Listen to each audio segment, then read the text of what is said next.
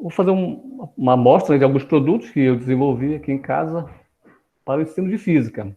Então, primeiramente, né, minha formação, né, minha primeira formação em técnica eletrônica no IFPA. Me formei também em administração pela UNAMA. Posteriormente, licenciatura em física, né, pela UEPA. Fiz pós-graduação em ensino de física e atualmente também estou concluindo a pós-graduação em ensino de geociências pelo IG, aqui da UFPA também. Bem, eu não sou professor, na verdade, né, de nenhum do ensino público, mas eu sou entusiasta pela ciência, gosto e faço alguns trabalhos de divulgação, né? Como vocês podem ver aqui, uma oficina eu elaborei divulguei, né? Fiz uma oficina de construção de foguetes de garrafa PET e também de lançamento. Fizemos todo um torneio, pedindo para as crianças fazerem da melhor forma possível, ou seja, desenvolvendo suas diversas habilidades. Aqui temos também uma oficina de cubo mágico, como resolver o cubo mágico, né? E também uma oficina de robótica educacional, que eu desenvolvo aqui em Barcarena. Já deixando meus agradecimentos aí à Biblioteca Municipal aqui de Barcarena, e sempre me cede o espaço deles para aplicar minhas oficinas. E no final do ano passado também fui convidada para ministrar uma oficina de robótica educacional no Maranhão, no município de Turiaçu, e aí a gente vai divulgando a ciência dessa forma, através de oficinas, experimentos. Falar um pouco aqui como é que vai ser a organização desse trabalho, né? Vamos falar um pouco, fazer uma introdução, fazer um embasamento, uma contextualização, algumas plataformas educativas, as mais conhecidas. Vou focar no Arduino, por fim, alguns experimentos e a bibliografia. Primeiramente, eu vou fazer algumas afirmações aqui. Falar um pouco sobre o ensino de física no Brasil, né? E eu vou fazer essas afirmações. Vocês podem dizer aí se essas minhas afirmações estão corretas, erradas. Eu fui feliz nessas afirmações. Vejam bem. O esforço do professor é muito grande e o resultado obtido é pequeno. Vocês concordam com essa afirmação? Segunda afirmação. As aulas, em sua maioria, não despertam o interesse dos alunos. De propósito, viu? Eu pulei o item 1 para o item 3. Não está errado, eu pulei de propósito. Vocês concordam com essa afirmação? As aulas, em sua maioria, não despertam o interesse dos alunos? Terceira afirmação. O número de informações fornecido é muito grande, de tal forma que sua retenção é impossível. E aí, o que vocês acham dessa outra afirmação? Hoje eu vou fazer mais afirmações. Podem me instigar à vontade aí, viu? O ensino é livresco e acadêmico. Os professores pouco tocam em problemas mais concretos. E aí, o que acham dessa afirmação? Outra afirmação. A disciplina é severa, sendo desagradável para o professor e para o aluno. De novo, foi proposital. Eu pulei o item 5 para o item 7. Fazer outra afirmação aqui. 8. A avaliação é feita visando apenas o conhecimento, que na maioria das vezes é baixo. E o que vocês acham dessa afirmação? Fui feliz? E então vou fazer referência aqui a um relatório da SBF de 1970. Foi o primeiro relatório, né, apresentado sobre o ensino de física no Brasil, durante uma reunião da Sociedade Brasileira de Física, em 1970. O que esse relatório diz? Eu acho que todo professor de física, né, já deve ter lido esse relatório. Ele fala assim, ó, isso significa que se continuarmos preparando professores da mesma forma como vimos fazendo até o momento, nunca poderemos resolver os nossos problemas. Eu vou trocar essa palavra aqui, professor, vou colocar discentes, né? Estudantes. Se continuarmos preparando os nossos discentes da mesma forma, como vimos fazendo até o momento, nunca poderemos resolver os nossos problemas. Isso está escrito no relatório da SBF de 1970. Que problemas são esses que, afinal, esse relatório aponta? O que vocês acham? Bem, esse problema, nunca poderemos resolver os nossos problemas. Pois é, essas afirmações que eu acabei de citar anteriormente, na verdade, não são minhas afirmações. São essas afirmações que estão nesse mesmo relatório da SBF de 1970.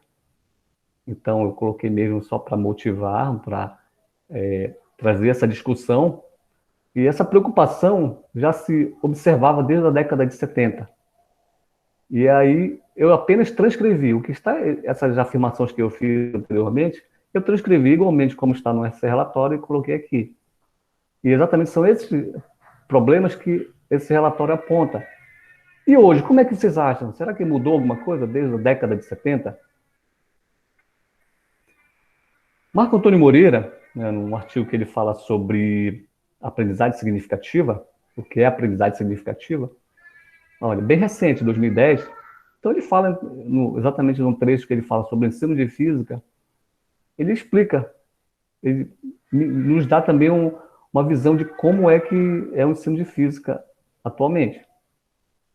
Vejam bem, no entanto, na prática, a maioria dessas estratégias, a escola, de um modo geral, continua promovendo muito mais aprendizagem mecânica, puramente memorística, do que significativa, segundo Moreira.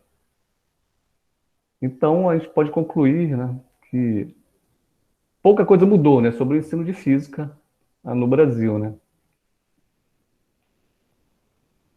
Alguns pensadores, não vou entrar em detalhes aí sobre o que é que, sobre a teoria deles, né, mas John Dewey, né, o que ele fala? A educação é um processo social, é desenvolvimento, não é preparação para a vida, é a própria vida. Então, qual é o papel da educação? Né? Preparar o indivíduo para a sociedade, preparar um novo indivíduo para viver em sociedade. E esse é o papel da escola, que o indivíduo saia da escola e interprete a sociedade, interprete o meio onde ele está vivendo. Esse é o papel da escola. E como é que a gente, falando um pouco da física, né? Como é que eu vejo a física, né? Parece que o aluno está na escola estudando, porém quando sai da escola, dos muros da escola, ele não consegue ver a física na sua vida. Falaram agora, Jean Piaget também, né? Um dos pensadores brilhantes aí, com a sua teoria do construtivismo. O que ele fala? O professor não é o que ensina, mas o que desperta no aluno a vontade de aprender. Ou seja, o professor, através das ferramentas da educação, né, didática, pedagogia, ele desperta o interesse do aluno, para que o aluno venha buscar conhecimento. Então, Piaget, né, dividiu a vida biológica do indivíduo, né, em fases e, e conseguiu identificar o que o indivíduo aprende, né, em cada fase dessas do indivíduo. E falar um pouco também de Simon Papert, matemático, né, que vai ser o foco do nosso trabalho aqui. Ele criou, né, junto com a sua equipe, né, o termo construcionismo, né, que afinal é isso, né? O educando ele pode construir seu conhecimento próprio por intermédio de alguma ferramenta computacional. Ou seja, a gente pode adquirir conhecimento, né, através de uma ferramenta computacional. Olha a visão de Papert, né? Isso ele falou na década de 50. Veja bem, o computador era do tamanho de uma sala de aula, né? E ele já imaginava que os alunos poderiam utilizar o computador para trocar informação, para aprender. E hoje estamos aqui, esse é o exemplo, esse nossa conversa aqui, nosso webinário, né? Está aqui, é Papert, né? Nós estamos aplicando Papert agora, né? Estamos usando uma ferramenta computacional para trocar conhecimento e assim construir também o nosso conhecimento. Outros pensadores também, né, que David Ausubel fala sobre aprendizagem significativa. Tem brasileiro também na parada aí. Paulo Blankenstein, ele é professor na Universidade de Stanford. Tem o Marco Antônio Moreira, da URGS. Mônica Garofalo, de São Paulo. Professor Marcos Costa, aqui, o idealizador desse nosso nosso webinário, né? Desenvolve trabalhos interessantes com o intuito de divulgar, né, a ciência, a tecnologia, o ensino de tecnologia. No final do ano passado, eu tive a oportunidade de conhecer dois professores da SEDUC aqui do Pará, que desenvolvem trabalhos também brilhantes, o professor Rafael Herd e o professor Fábio, que eu acho que deve estar aqui na sala, que desenvolve trabalho de ensino de tecnologia, né, para portadores de necessidades. E no meu preconceito, eu julgava que não era difícil, não dava para ensinar. Mas eu vi o trabalho deles, né, tive a oportunidade de acompanhar o trabalho deles, e desenvolve um trabalho incrível, né, de ensino de robótica educacional para portadores de necessidades. Falar um pouco sobre a educação 1.0, né, eu não vou entrar em detalhes, né, foi a primeira forma de educação, caracterizado pela educação individual, né, os mais abastados da época, a Idade Média, Roma Antiga, né, contratávamos pessoas de notável saber da sociedade para ensinar seus filhos. E aí a educação vai evoluindo, né? Afinal, a educação é algo social, né? A educação 2.0 surge com a Revolução Industrial, quando a característica principal é a educação em massa, né? Os indivíduos precisavam aprender a ler, a escrever fazer as operações básicas para poderem operar em máquinas, né? Teriam que, no mínimo, ler, né? Aí surge a educação 2.0, a educação em massa. Estamos na educação 3.0, né? O uso de computadores, celulares, vídeos. Porém, alguns pensadores já dizem que a gente ainda não, nós não saímos da educação 2.0, ainda estamos ainda na modalidade da educação em massa. Vamos encher a sala de aula de alunos e vamos alfabetizá-los. Mas não é esse o foco. Vamos falar da educação 4.0, que afinal, do que caracteriza, né, a educação 4.0? Metodologias ativas. O que é isso, afinal? Ou seja, as metodologias ativas o objetivo dela é tornar o aluno ativo e não apenas o receptor de informação. O professor não é aquele que apenas transmite a informação, transmite conhecimento, que sabe tudo. Mas agora ele divide essa responsabilidade do aprendizado com o aluno. O aluno também é responsável por esse aprendizado. Ele tem que trocar informações. O aluno se torna ativo, também ator principal do seu aprendizado. E a gente pode falar também de ensino colaborativo, né? Hoje aí a gente pode ver, por exemplo, bons artigos, né? Nobel, por exemplo. Prêmio Nobel, dificilmente a gente vê um prêmio Nobel que é ganho individualmente. Geralmente tem coletivo, é dado para dois, para três. Os bons artigos que nós lemos, né, dificilmente são escritos por uma pessoa, por um pesquisador. Geralmente são três, quatro pesquisadores ou mais. E a gente tem que ensinar isso na escola. Isso tem que ser trazer para a escola, né? O ensino colaborativo, o aluno trocar informação. Como é que é, por exemplo, a avaliação? Como é a avaliação?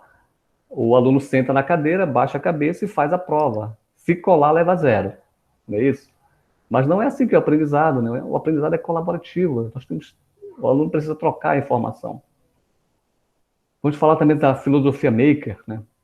Hoje, com o acesso às tecnologias educacionais, hoje você vai na internet, quer aprender cálculo, baixa um vídeo, assiste lá um professor do YouTube, né? Que ensina muito bem. Isso é filosofia maker, né? Você quer aprender a cozinhar, por exemplo. Vai lá no YouTube, baixa um vídeo sobre como fazer arroz, macarrão, feijão. Tem um monte de gente ensinando a fazer alguma coisa. Isso é aprendizado também. Aprendizagem criativa, o que é essa aprendizagem criativa, né? O aluno, incentivar o aluno a ser criativo.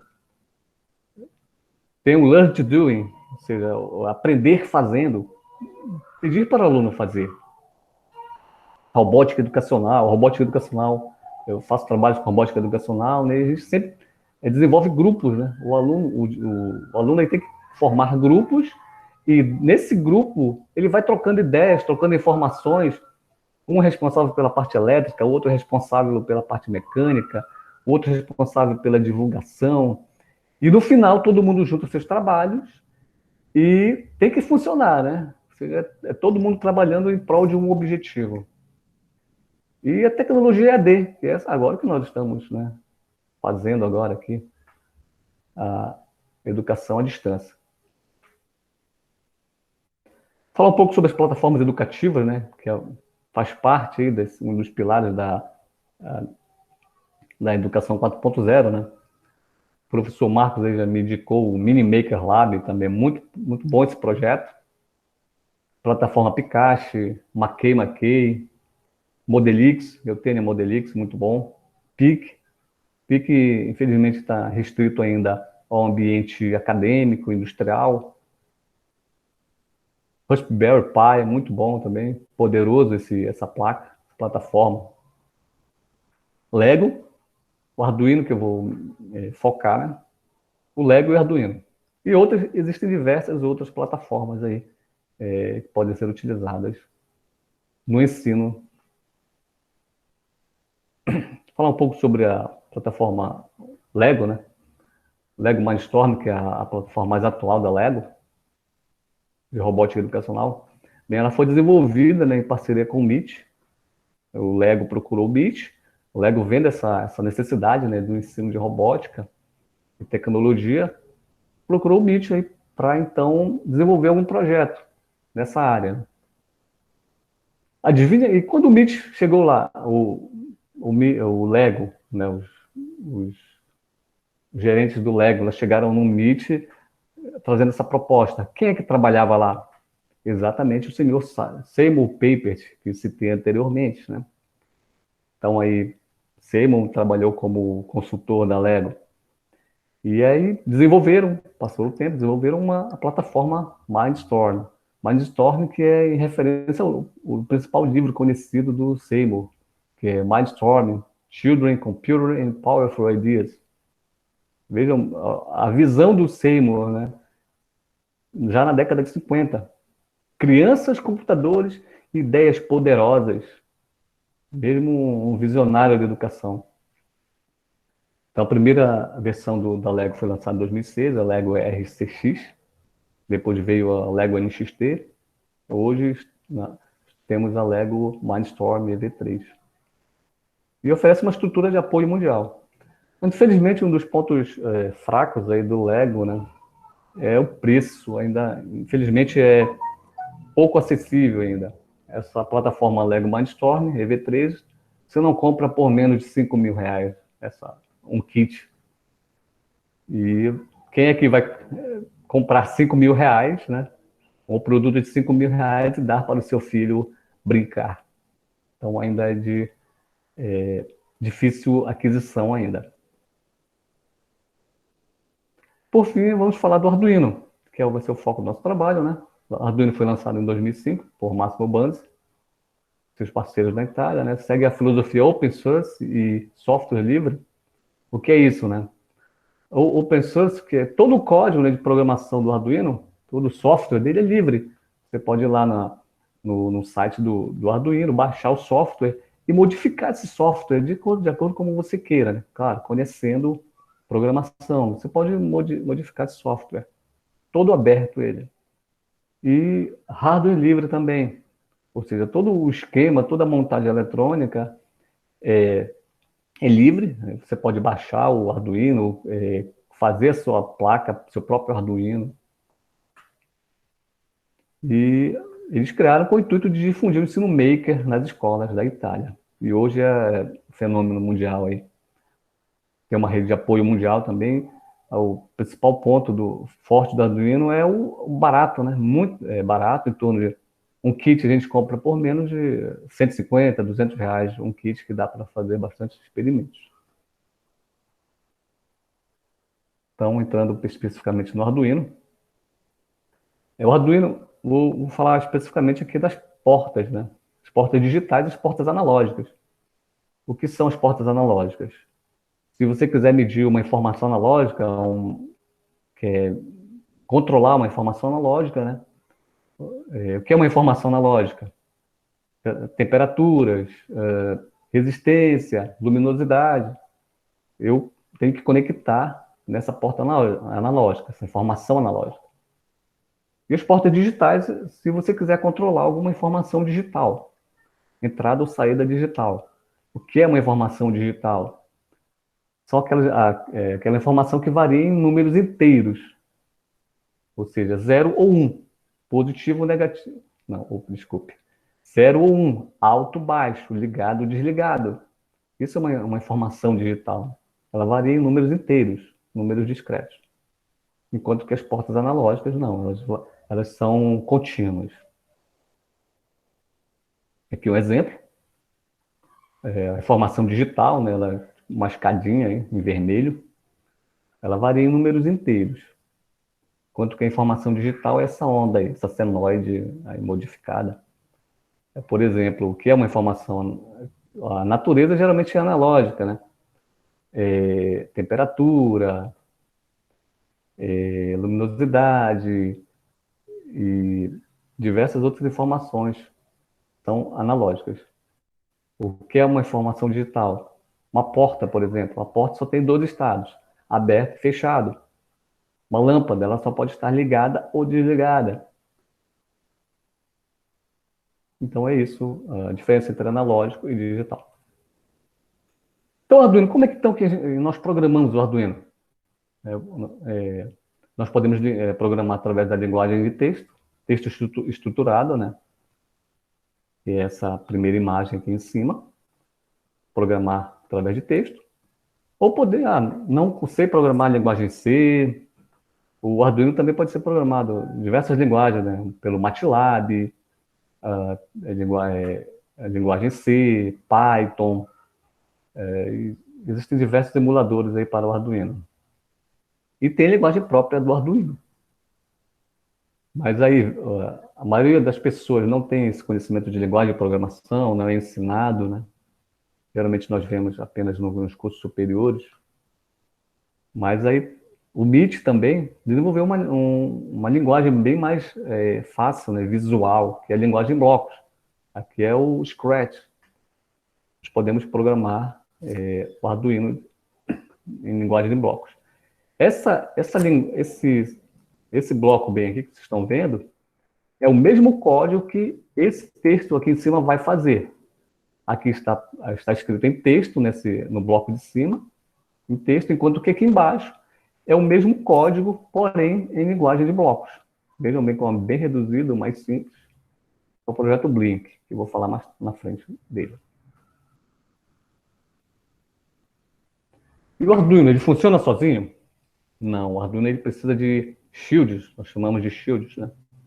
O Arduino é como se fosse o cérebro, né? O cérebro não funciona sozinho, ele precisa de extensões, né? Precisa de sentidos. E como é que nós damos sentidos para o Arduino? Através dos shields. E aí nós podemos conectar no Arduino, assim como o nosso corpo, né, tem os braços conectados que obedecem ao cérebro, tem as pernas conectadas que obedecem ao cérebro, tem os nossos olhos conectados que obedecem ao cérebro. Nós podemos também conectar o Arduino diversos sensores ou diversas aplicações nele que vão fazer ele rodar. Ele não funciona sozinho, certo? Você pode conectar um sensor de temperatura, posso conectar uma câmera, posso conectar um display, posso conectar um sensor de gás, um LED, uma conexão Bluetooth, uma conexão Wi-Fi.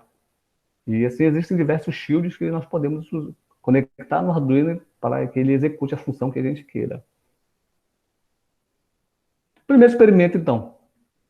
Vamos fazer o projeto Blink, que todo mundo que começa a estudar o Arduino que tem que fazer o projeto Blink. Não tem jeito, esse é o primeiro código mais simples. Mas será que tem física nesse código? Vamos ver então. Será que tem física? Então a montagem do nosso primeiro experimento é bem simples. Eu vou precisar apenas de um LED, né? E um resistor. Só isso. E o código, caso você queira programar em blocos, é esse bem aqui. Vou tentar explicar mais ou menos aqui. Esse LED está conectado no pino 13. Esse pino 13 ele vai ficar em nível alto por 1000 milissegundos. Seguidamente, o mesmo pino 13 vai ficar em nível baixo pelos mesmos 1000 milissegundos. Certo? Ou seja, vocês conseguem imaginar o que está acontecendo aqui? Será que tem física nisso aqui? Foi o que eu acabei de explicar anteriormente, né? Sobre um sinal digital. Ele vai ficar nível alto por 1000 milissegundos, depois ele cai para nível zero por 1000 milissegundos. Low, né? Alto, baixo, ligado, desligado. Ou seja, é uma informação digital. Esse é o projeto Blink. Ele vai ligar e desligar um LED. Mas será que nós podemos ensinar física dessa forma? Bem, um dos conceitos que eu achei muito difíceis quando eu estudava no ensino médio, era exatamente esse conceito de frequência. Frequência e comprimento de onda. Demorou muito para entrar na minha cabeça o conceito, né, de frequência. E como eles se relacionam. Né? Porque, como é ensinado em sala de aula, né, o professor diz, olha, o comprimento é o inverso do período. Mas, infelizmente, isso não diz nada, não traz nenhuma informação para mim. O que é comprimento? O que é comprimento de onda? O que é frequência? Só apenas memorizar a equação não me diz nada. Eu não aprendi física. Eu memorizei uma equação. Aqui o exemplo, né? Como é que seria a forma de onda desse projeto Blink? Nível alto 1, nível baixo 0. Nível alto 1, nível baixo 0. E essa é a programação dele, bem simples. E a gente pode fazer isso de forma visual.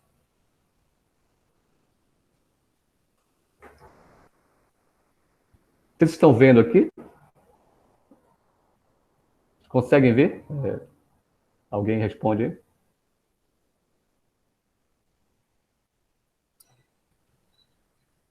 Ok, Bruno.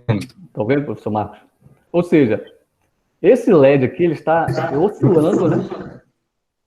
Ele está oscilando entre nível baixo e nível alto.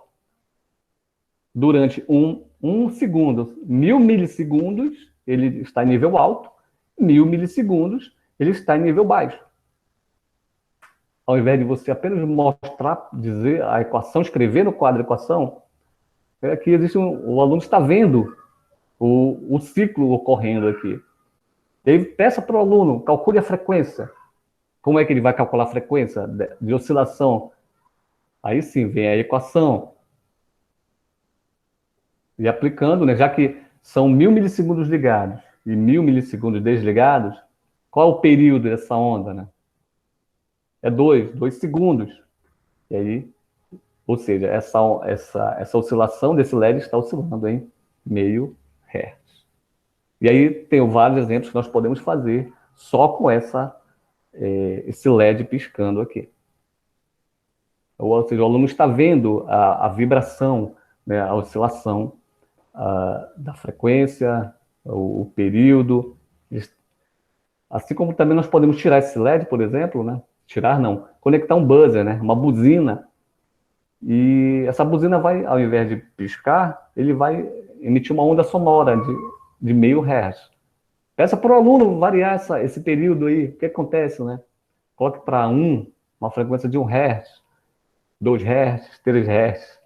E aí ele ouvir a buzina, né, na determinada frequência que ele calculou. Ok? Então, aqui, só no primeiro exemplo que nós aplicamos do Arduino, quando a gente começa a aprender o Arduino, esse é o primeiro projeto que todo mundo faz, projeto Blink. Então, já tem muita física aqui, muitos conceitos importantes da física. Outro exemplo, o experimento Nesse experimento, a gente vai estar usando a mesma coisa, 2 componentes simples, é um LDR, que é um sensor, ele varia, né? Ele Ele é dependente da luz, né? Resistor dependente da luz. Ou seja, ele detecta a variação da intensidade luminosa. Quanto mais luz estiver sobre ele, menor resistência. Quanto menos luz estiver incidindo sobre ele, maior resistência. A conexão é bem simples, eu preciso de um resistor, apenas para... Esse resistor é um resistor fixo, né? Esses dois componentes são resistores, né? Porém, um resistor é variável, dependente da luz, e outro resistor é fixo, a resistência dele é fixa. A conexão também é bem simples, né? Eu preciso apenas de 3 fios. Vamos ver, então, qual foi o exemplo que eu fiz com esse circuitinho bem simples.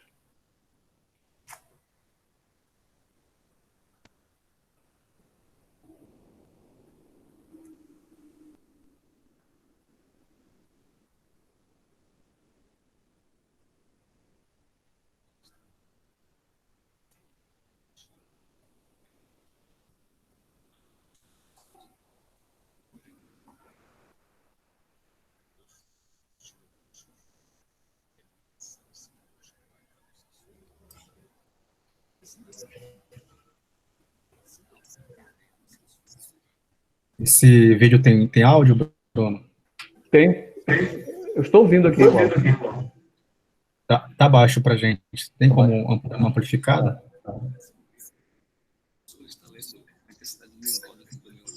Estão ouvindo? Pede para ele explicando, mano. Está ouvindo, professor? Você poderia também, quando o vídeo estiver no play, você poderia estar explicando passo a passo, assim, só para a gente acompanhar o vídeo. Tá, mas não está saindo no áudio aí? Tá saindo, mas sai muito baixo, aí fica um pouco de ruído. E agora? Já essa informação no computador, nós podemos trabalhar. Tá, eu vou tirar o áudio.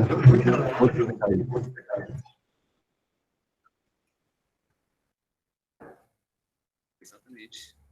Isso que eu vou mostrar. Então, como é que está montado aqui? Montado exatamente como lá no desenho, no esquema. Então, o que é que eu estou falando aqui, né? Está montado exatamente como no desenho. Aquele esquema, aquele desenho que eu mostrei no slide, né? Esse é o positivo e o negativo. Que tem que ligar o sensor. E o laranja é o sinal que vem do sensor. O Arduino vai processar a informação que vem do sensor através do laranja. E o sensor é bem pequeno, né? Olha, nesse momento, o sensor está lendo a intensidade luminosa do meu ambiente, da minha sala, né? Que está em torno de 960. Quando eu obstruo esse sensor, eu coloco o dedo na frente dele, a intensidade luminosa cai. A indicação cai para 600. Ou seja, a resistência ficou maior, né? Vou liberar o sensor. Sobe para Resistência menor. Ou seja, esse sensor, o LDR, é sensível à intensidade luminosa. Toda vez que eu obstruo, né, o sensor, né, ele varia a indicação de intensidade luminosa. No computador, nós podemos trabalhar ela de todas as formas para medir o que nós quisermos no nosso projeto. Exatamente isso que eu vou mostrar para vocês. Aqui é o código. O código é bem simples. 9 linhas de código. 9 linhas de código. E para fazer esse projeto bem funcional. Então, na verdade, esse sensor ele não mede, né, a intensidade luminosa, tanto que não tem unidade. Na verdade, o Arduino ele pega qualquer informação analógica, ele divide entre 1024, né? Ou seja, ele pega uma informação analógica e transforma em uma informação digital. 1024 é 2 elevado à décima. E para quem estudou eletrônica digital, né, a gente estuda essa transformação de unidades para usar em códigos. Então, o Arduino pega qualquer informação digital, divide em 1024 partes, e nessas 1024 partes, né, dependendo da resistência que o sensor estiver lendo, ele transforma em valores entre 1024, né, de 0 a 1024. E aí no código é que você vai trabalhar essa informação.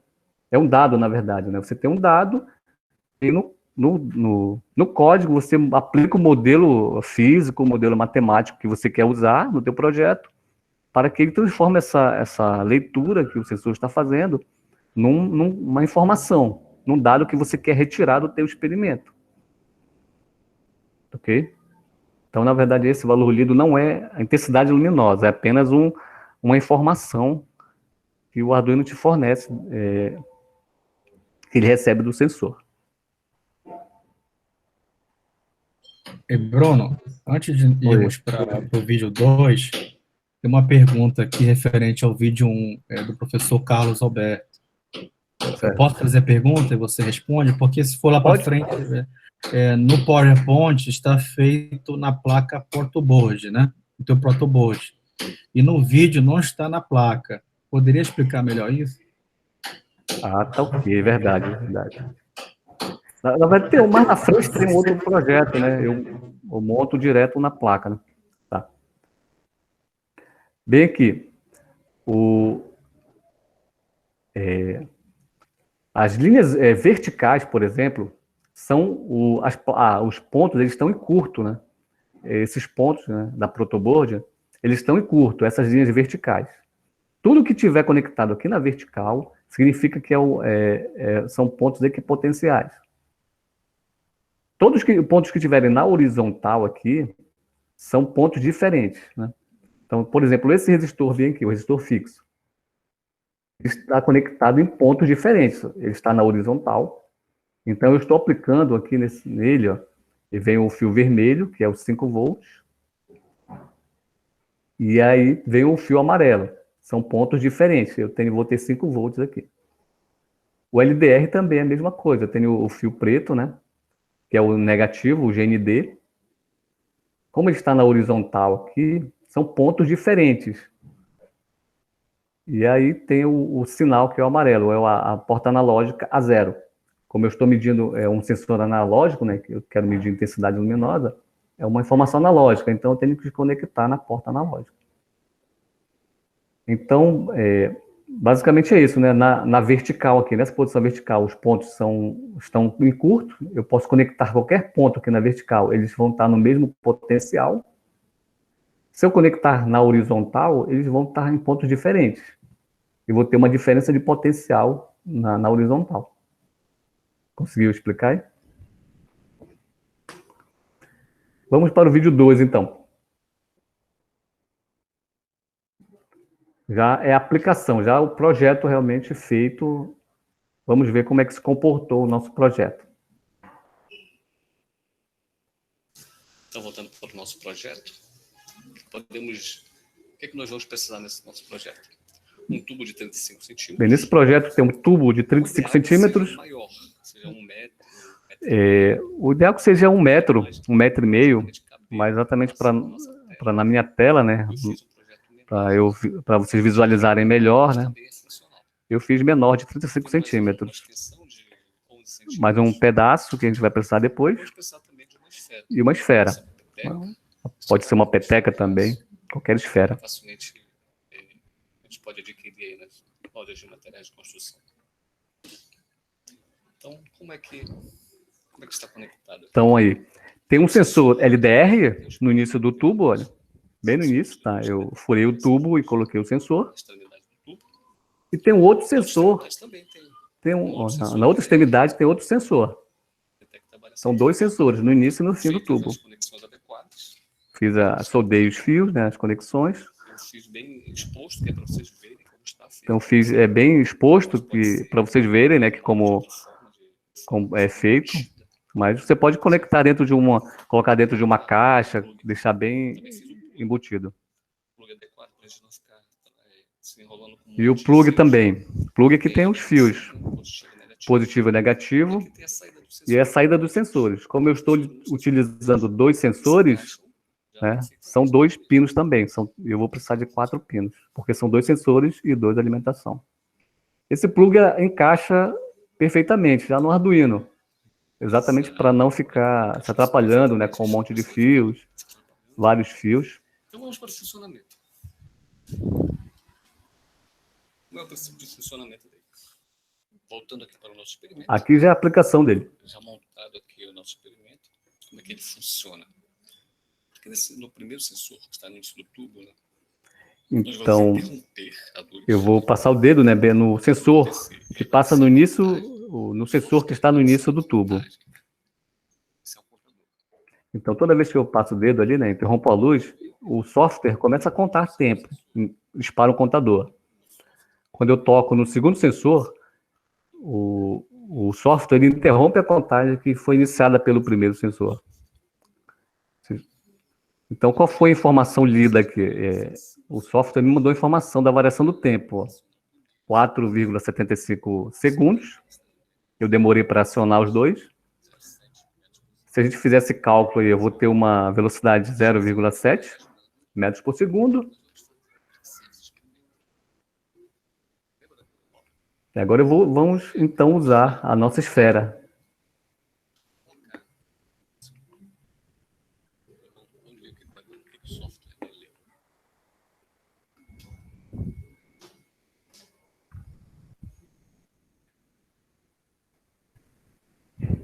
Na primeira tentativa ele não leu. Então, vejam bem aqui a informação, né? A variação do tempo foi de 0,88 segundos, que ele demorou para percorrer. O software já calcula para mim, né, a velocidade média, 0,40 metros por segundo, e uma aceleração de 0,45 metros por segundo. Então, a gente pode estudar, né, movimento uniforme, movimento uniformemente variado.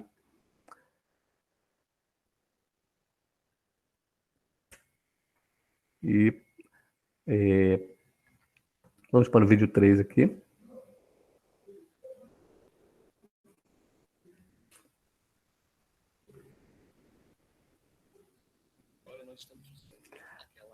Agora nós estamos usando aquela extensão, naquele pedaço de 11 centímetros embaixo para criar um plano inclinado, né? Esses anéis, essas braçadeiras que eu coloquei, são marcações. Essa primeira marcação significa que o tubo vai estar elevado a 30 graus. A segunda marcação é 45 graus. Terceira marcação, 60 graus. Então, vou fazer o primeiro experimento com 30 graus. Vamos ver qual é a leitura obtida pelo sensor, pelo projeto. Então, a 30 graus, né, 30 graus eu demorei 0,44 segundos, uma velocidade média de 0,79 e uma aceleração de 178 metros por segundo ao quadrado. Essa informação, né, de velocidade, aceleração pode ser extraída, né, pode ser omitida no software, para que o aluno peça para o aluno calcular. Agora mudando a posição, né, agora na posição de 45 graus. Vamos ver qual é a informação lida pelo software.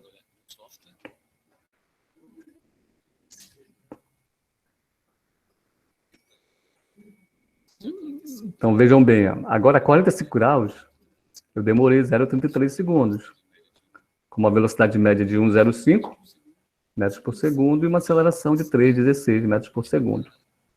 Agora a gente pode comparar com a medida anterior a 35 graus, a 30 graus.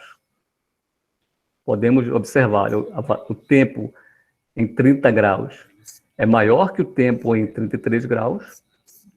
Velocidade média também ela é menor, né? Aceleração é maior. Agora um experimento de queda livre.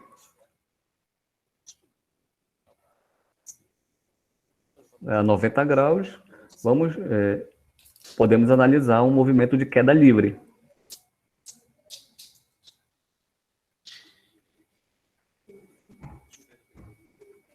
Estou conseguindo ver a informação lida aí?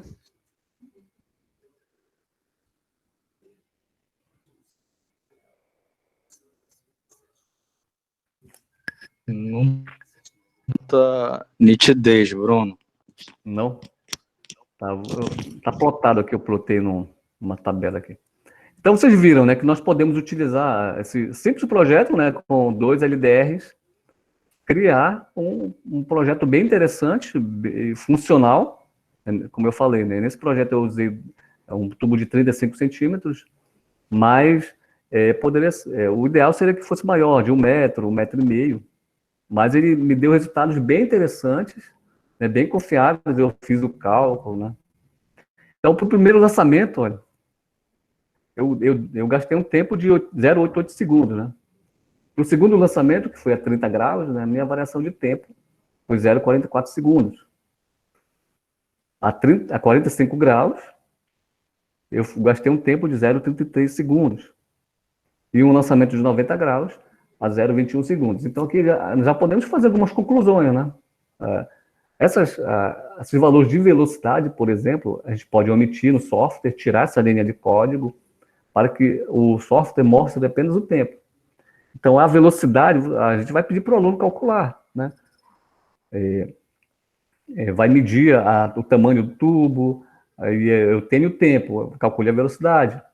E aí, tire as diversas informações dessa experiência, né? Eu só coloquei no código aqui para exatamente ficar visível, né? Para a gente ver essa informação. Mas o que eu quero chamar a atenção é para esse valor bem aqui, no lançamento a 90 graus, né, na queda livre, né? Ele me deu esse valor bem aqui, ó, 0,79. Então, na verdade, não é estranho, né? Por que ele me deu 7,9? O que eu percebi? Eu coloquei aqui de propósito esse valor. Porque quando a gente lança 90 graus, toda vez que a bola ela esbarra na superfície do tubo, né, na parede do tubo, a bola desacelera. Ou seja, a aceleração diminui. Nesse caso aqui, né, a aceleração chegou em 7,9, né? Bem abaixo do esperado, que seria 9,8, né? Mas eu cheguei a valores bem aproximados, né? Quando a bola não esbarra na parede do tubo, eu cheguei a valores a 9,5, 9,6, bem, ou seja, a gente pode considerar bem preciso, bem confiável, né? Mas toda vez que a bola esbarra na parede do tubo, a bola desacelera, que foi esse caso aqui. Eu tive aceleração de 7,9. Então, foi bem confiável, a gente pode fazer os cálculos, caso quem tiver interesse em fazer os cálculos, podem ver. O tamanho do tubo é 35 centímetros, e podem fazer os cálculos que vai bater perfeitamente os valores que nós obtemos aqui no software. E a gente pode fazer, por exemplo, como é que o professor faz, né? Joga a equação no quadro, dá uma lista de exercícios, pede para o aluno resolver. Mas a gente pode muito bem iniciar com o experimento, né?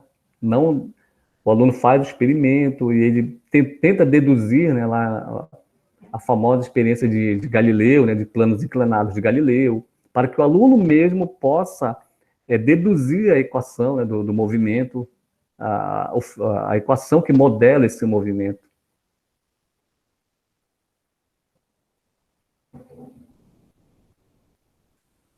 Outro experimento, né, com um sensor de temperatura. Esse componente, né, é um LM35, é um sensor de temperatura. Voltando aqui ao que o professor Carlos falou, né? Na verdade, esses fios, né, esses símbolos vermelho, amarelo e preto, né, a gente vocês podem dizer que não está conectado, mas na verdade está conectado, como eu falei anteriormente, né? Na horizontal, os pontos eles não estão, ele tem uma diferença de potencial na horizontal, enquanto na vertical,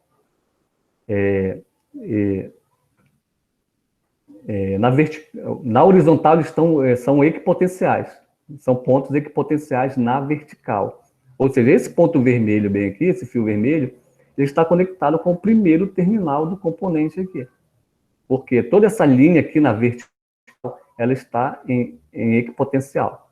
Então, é a mesma conexão aqui. Assim como o fio preto, ele está em conexão com o terceiro terminal. O fio amarelo está em conexão com o terminal do meio. Ou seja, e na vertical, né, na horizontal, quer dizer, eles são pontos diferentes. Então, esses fios aqui que estão aqui embaixo, eles estão conectados com os terminais do sensor aqui em cima. Então, o que é que a gente pode fazer, então, com esse projeto aqui? Com esse, apenas esse, um LM35 ligado, conectado com o Arduino. Nesse caso, é um sensor de temperatura. Como a temperatura é uma grandeza analógica, né? Eu tenho que conectar aqui na porta analógica do Arduino. Vocês podem ver esse fio amarelo. Está conectado aqui no Arduino no A0. Ou seja, na porta analógica A0. Eu estou lendo uma informação analógica do sensor, que é a temperatura. Então, o que foi que eu consegui fazer com esse projeto?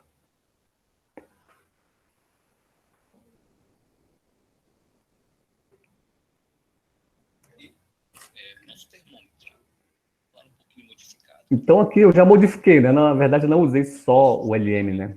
Aqui é o LM35 num tubo de caneta, né? Eu adaptei, né? Eu não usei só o sensor, né? Eu tive que soldar um fio, né? E isolei os terminais para que isso ficasse à prova d'água. Também conectei um display LCD. A temperatura ambiente aqui da minha sala está, naquele momento, estava em 27 graus, né? Eu posso ler no monitor serial do computador, também posso ler no display do sensor. Usei um pote de margarina, né? O Arduino está lá dentro. Esse potenciômetro a gente ajusta o contraste da leitura, vejam bem. Variando o potenciômetro, a gente varia a leitura do display.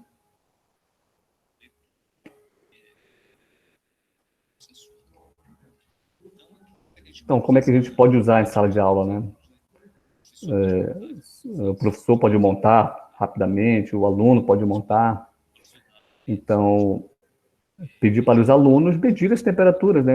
Individualmente, um medir a temperatura do outro, né?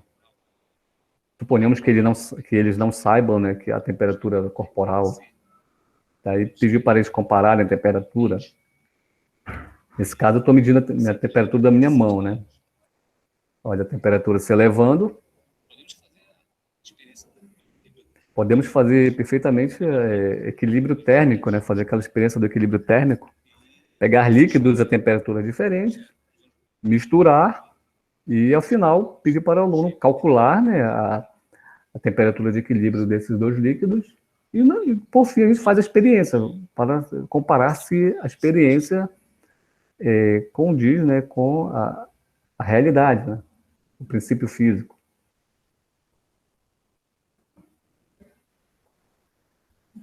Então, vejam bem, olha, bem simples. Eu tive a preocupação de colocar os exemplos mais simples aqui, mas a gente pode, nesse exemplo do sensor de temperatura, né, do termômetro, a gente pode anexar outras coisas, outros shields no Arduino, de forma que a gente possa melhorar o nosso projeto. Nesse caso aqui, é bem simples, só o LM35 já é funcional. Mas aí você pode anexar outros sensores e outras coisas que a gente queira medir. Outro projeto, com o mesmo LM35, né? É um calorímetro. Esse é um projeto que fiz aqui. E ele, ó, vejam bem, o que eu usei nesse projeto? Uma camisinha de latinha, um isopor de latinha, né? 50 centavos esse isopor. E um outro isopor, né, retangular, que serve de base. Colei os dois dentro do isopor, né, circular, tem a latinha de cerveja, né?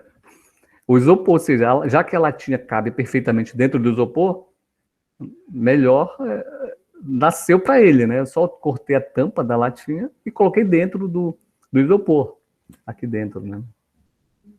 E lá dentro, aqui fora é o sensor externo, né?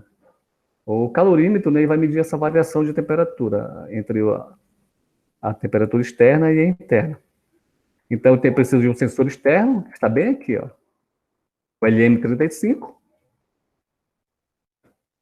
o sensor LM35, e tem um sensor interno, aqui, o DS18B20, que é um sensor à prova d'água, que vai ficar dentro do nosso calorímetro. E também tem um display, né, que vai fazer essa leitura, vai me mostrar a temperatura externa e a temperatura interna. E a gente vai anotar essa temperatura. Então vamos ver como bem, eu acho que... Deixa eu ver aqui se eu coloquei o vídeo correto aqui. A experiência...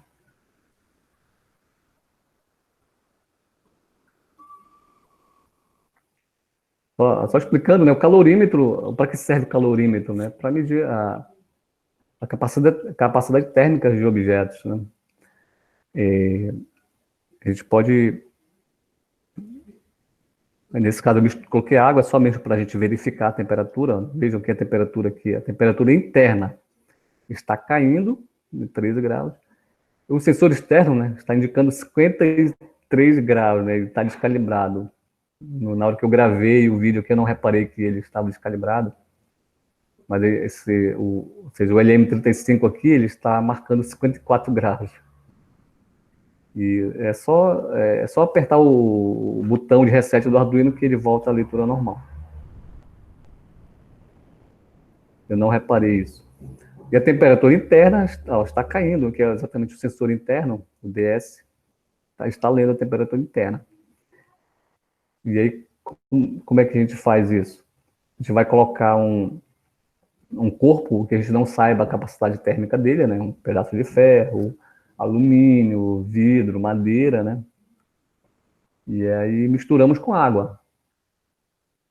E aí essa variação de temperatura que o corpo sofrer lá dentro, a gente vai anotar e depois vamos poder, com isso, com essa informação, essa variação de temperatura, a gente consegue calcular a capacidade térmica desse objeto.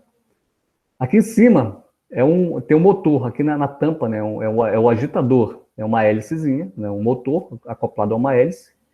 Toda vez que a gente, a cada 5, 10 minutos, a gente agita, né? Liga o motor, que é para exatamente ele agitar a água, né? Para que a água esteja em temperatura constante, né? E esse motor vai agitar a água.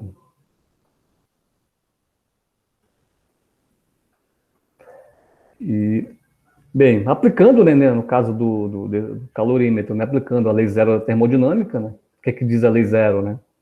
Eu tenho dois corpos AB termicamente isolados, mas esses dois corpos AB estão em equilíbrio térmico com o terceiro corpo C, significa que o corpo AB e o corpo ABC estão na mesma temperatura, né?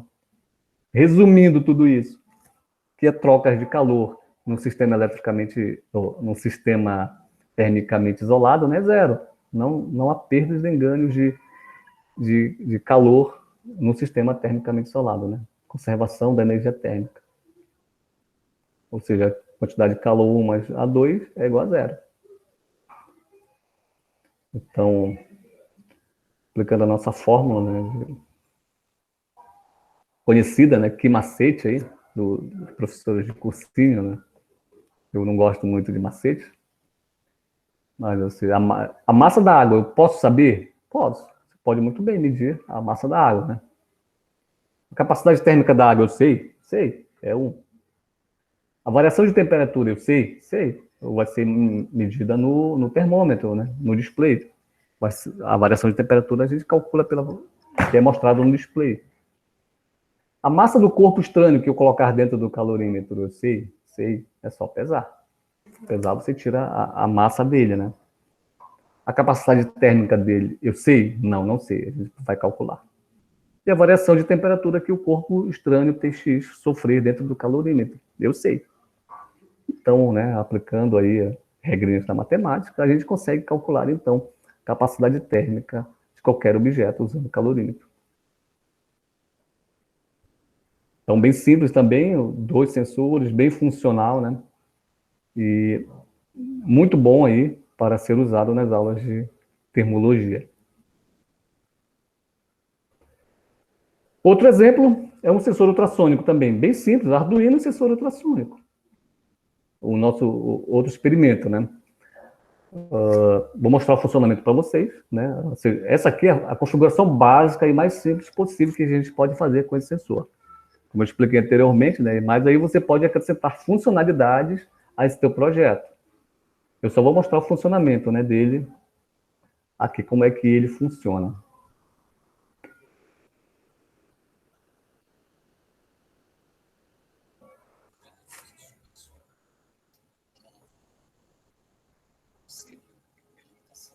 Então, eu vou alimentar, né? O vermelho e o azul é alimentação, positivo e negativo de 5 volts, que vai para o sensor. Os outros 2 fios são o trigger e o eco.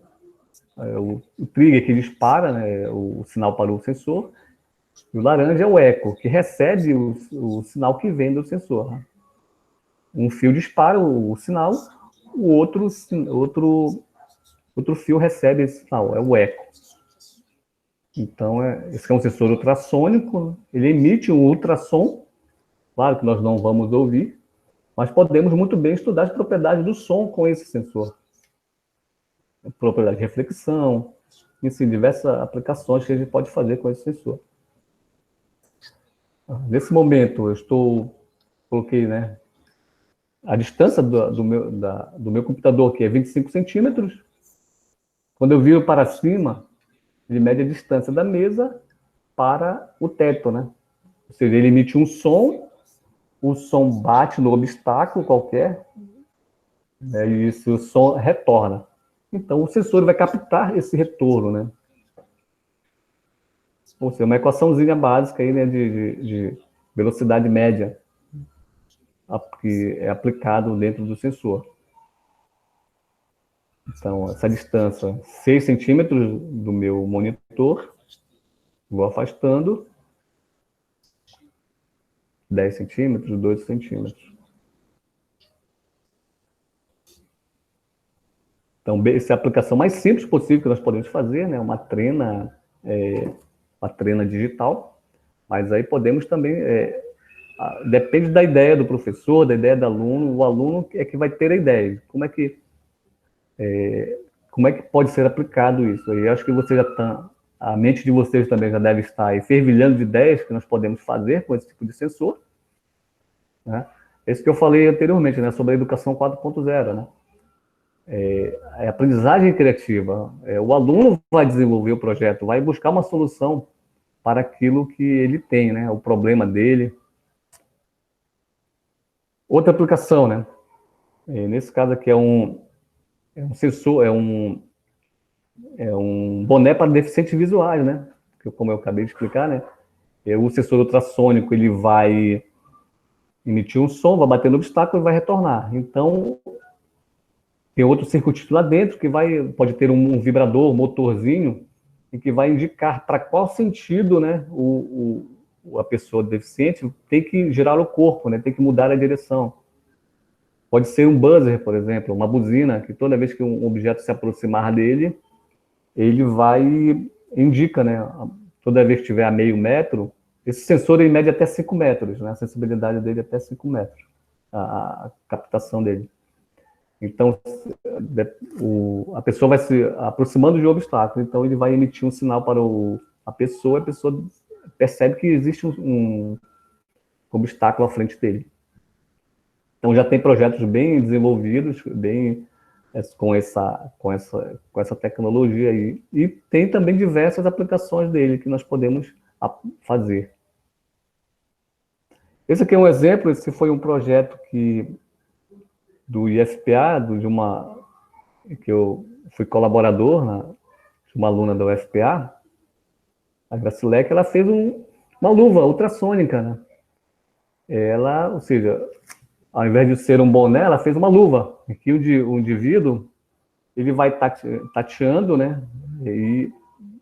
Ou estende a mão, e aí o sensor ele identifica a distância que o objeto está da pessoa, e emite um som para que a pessoa identifique, né, para qual sentido ela tem que virar o corpo, mudar a direção. Ela identifica a aproximação de objetos, né?